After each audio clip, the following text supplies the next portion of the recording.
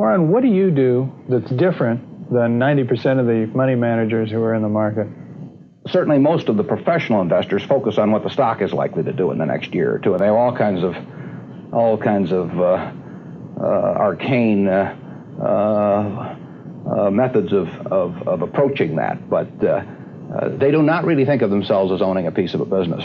The real test of whether you're investing from a value standpoint or not is whether you care whether the stock market is open tomorrow. If you're making a good investment in a security, it shouldn't bother you if they close down the stock market for 5 years. All the ticker tells me is the price. Yeah. And I can look at the price occasionally to see whether the price is outlandishly cheap or outlandishly high. But prices don't tell me anything about a business. Business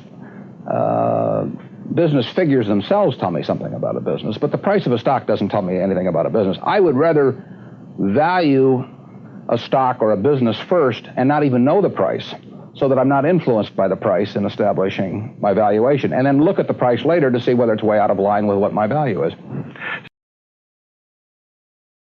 저는 워렌 버핏의 사고 모델이 개인한테도 적용이 된다고 생각합니다. 비즈니스에서 사용할 수 있는 가장 큰 레버리지는 나 자신입니다. 때문에 우리는 초점을 결과가 아닌 내 지식에, 내 노하우에, 내 경험에 집중을 해야 됩니다. 어쿠지션닷컴의 CEO 알렉스 홀머지는 28살의 나이에 그가 5년 동안 쌓아온 사업을 모조리 사기당했습니다. 그가 가진 모든 걸 잃었죠. 하지만 그 다음 해에 그가 5년 동안 쌓아온 사업보다 훨씬 더 큰 성공을 이룹니다. 그는 크리스 윌리엄스의 팟캐스트에서 이런 말을 합니다. 비즈니스에서 사용할 수 있는 가장 큰 레버리지는 나 자신이라고요. 세계에서 유튜브를 가장 잘하는 미스터 비스트는 커피즐라의 팟캐스트에서 이런 말을 합니다. 만약 내가 나만의 지식을 갖고 아무도 모르는 상태에서 새로 유튜브를 시작한다면 6개월 만에 100만 구독자 수를 만들 수 있다고 호언장담을 하죠. 내가 갖고 있는 지식과 노하우는 그 어느 자산보다 가치 있는 자산입니다.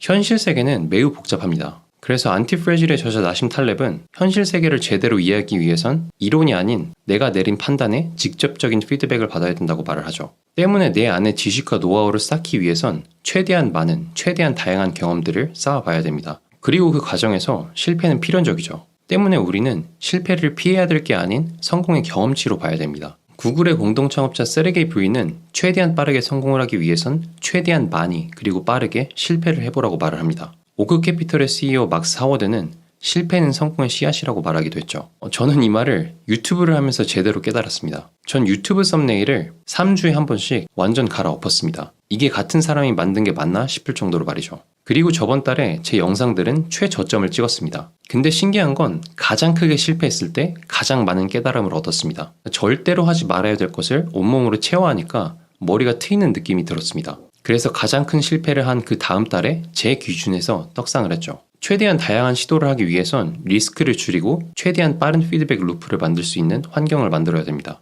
유튜브로 예를 들면 12분짜리 동영상을 4분짜리 동영상 3개로 쪼갤 수가 있습니다. 그러면 3배 더 많은 썸네일과 후킹을 테스트할 수 있고 3배 더 많은 피드백을 받을 수 있죠. 비즈니스도 마찬가지입니다. 저는 제 첫 상품을 디지털 상품의 형태로 팔 겁니다. 그리고 그 누구나 살 수 있는 커피 한 잔 값에 팔 겁니다. 여기엔 2가지 이유가 있는데요. 첫 번째로는 디지털 상품은 인벤토리가 필요하지 않고 큰 자본이 들어가지 않습니다. 때문에 싼 값으로 어떤 마케팅 방법이 구매로 잘 전환이 되는지, 어떤 세일즈 피치가 구매율을 높이는지 다양한 것들을 시도해 볼 수 있습니다. 두 번째로는 누구나 살 수 있는 가격이기 때문에 상품에 대한 피드백도 훨씬 더 많이 받을 수 있을 겁니다. 물론 이유는 많이 남지 않을지도 모릅니다. 하지만 마케팅과 세일즈에 대한 지식, 노하우, 그리고 상품을 사주신 분들에게 받은 피드백, 이런 지식들은 제 안에 고스란히 남아있을 겁니다. 그리고 저는 그 지식들이 제 가장 큰 자산이 될 거라고 믿습니다. 저는 워렌 버핏의 말대로 성공의 가장 큰 열쇠는 나에 대한 가치에 있다고 생각합니다. 새롭고 다양한 걸 시도하고 실패하면서 내 몸에 쌓인 지식들, 노하우들, 이런 것들은 어딜 가지 않습니다. 그리고 그런 지식들이, 노하우들이 나의 가장 큰 자산이 됩니다.